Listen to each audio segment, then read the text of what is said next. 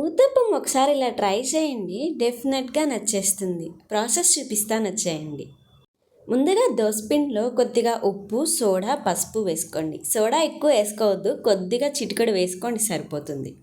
అన్నీ వేసుకొని బాగా కలిపేసుకోండి. అవసరమైతే కొద్దిగా వాటర్ వేసుకొని కలుపుకోండి.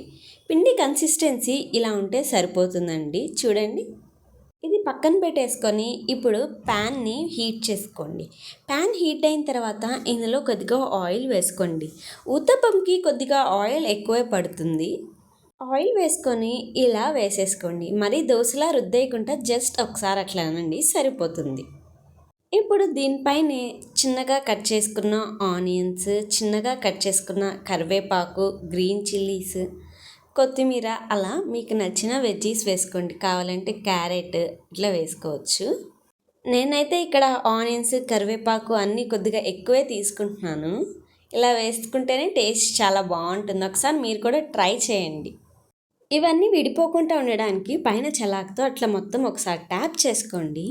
తర్వాత కొద్దిగా ఆయిల్ కూడా వేసుకొని మూత పెట్టేసుకోండి. దీన్ని లో టు మీడియం ఫ్లేమ్లోకి పెట్టుకొని వన్ సైడ్ కాలిన తర్వాత ఇంకో సైడ్కి ఫ్లిప్ చేసుకోండి. హైలో మాత్రం పెట్టద్దు. చూడండి ఎంత బాగా కాలిందో, చూస్తూనే అర్థమైపోతుంది కదా మీకు, సైడ్స్ క్రిస్పీగా లోపల సాఫ్ట్గా ఉంటుందని. టూ సైడ్స్ కాలిన తర్వాత ప్లేట్లోకి సర్వ్ చేసేసుకోండి, అంతే. ఒకసారి మీరు కూడా ఇలానే ట్రై చేయండి. మళ్ళీ మళ్ళీ ఇలానే చేసుకొని తినాలనుకుంటారు. ట్రై చేస్తే ఎలా వచ్చిందో కమెంట్ చేసేయండి. అలానే నచ్చితే సబ్స్క్రైబ్ చేసుకోండి. Thank you.